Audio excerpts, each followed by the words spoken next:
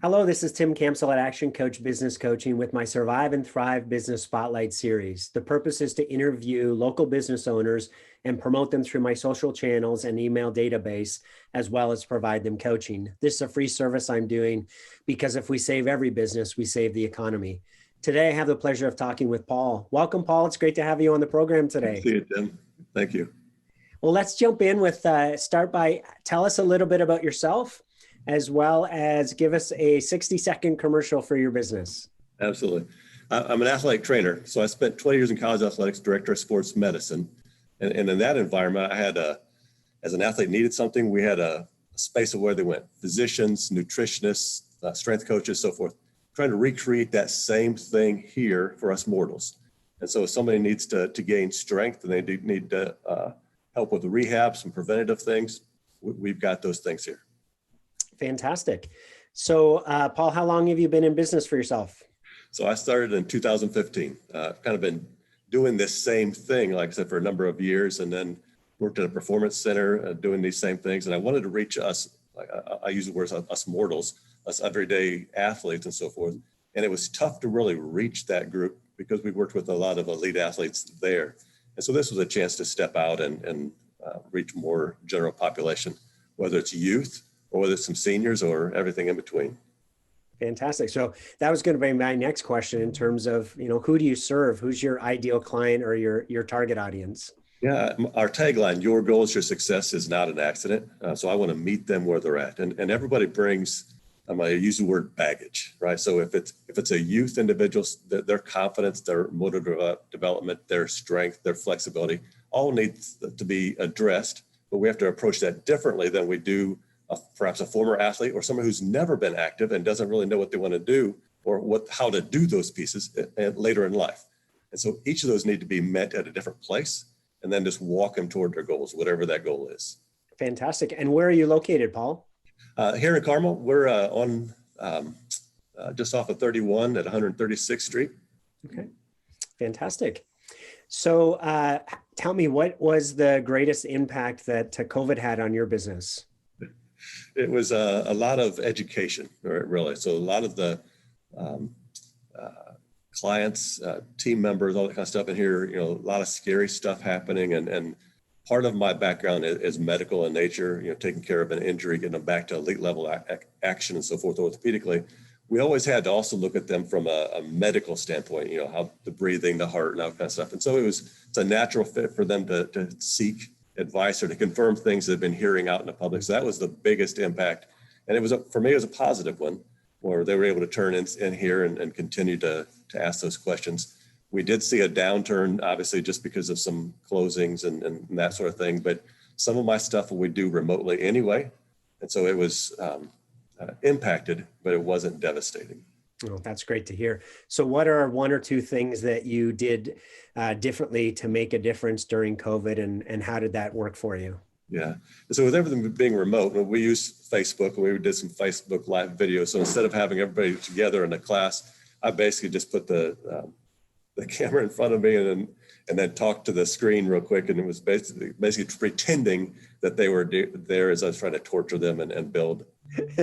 So it was remote online stuff with our same clients. We didn't get to grow, but at the same time, we didn't lose anybody because we were able to stay connected that way.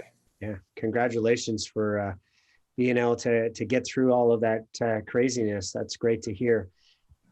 So Paul, here's an interesting question. It's been said that smart people learn from their mistakes and wise people learn from the mistakes of others. So what mistakes have you made along the way that other entrepreneurs can learn from your experience?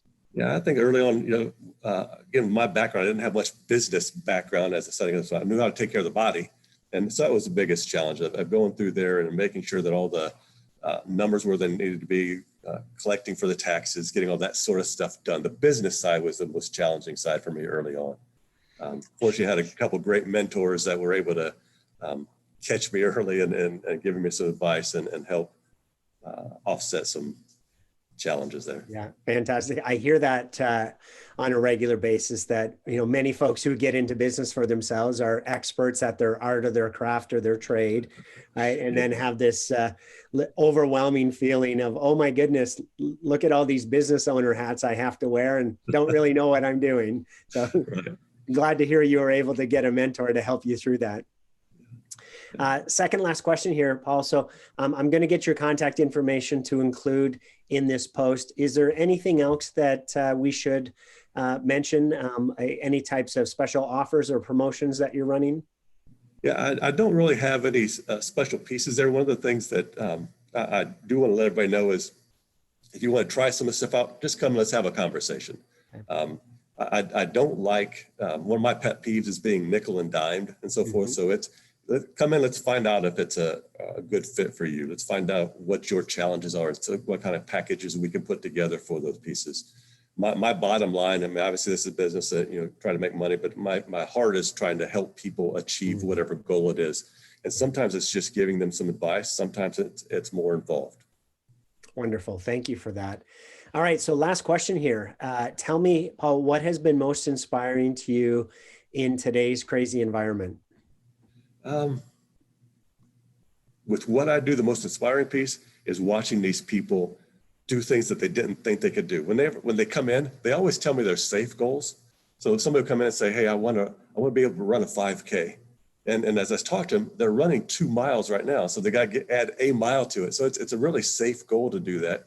And what they're really asking for is, what do you think I can do? And so we start talking about those opportunities and watching them grow and kind of setting their baggage down, helping them believe in themselves either again or for the first time many times.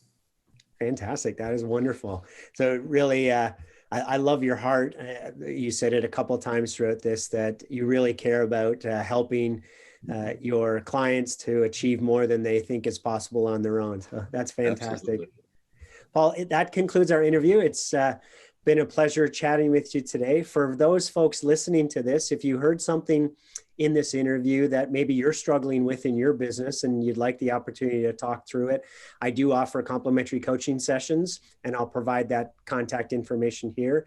And if you're interested in learning how to improve your overall fitness or strength, please take advantage of Paul's offer to come in and chat with him and see if it's the right fit for you. Paul, it's been a pleasure learning about you and your company today, and I wish you tremendous success. Thank you, Tim. All right. Have a fantastic day.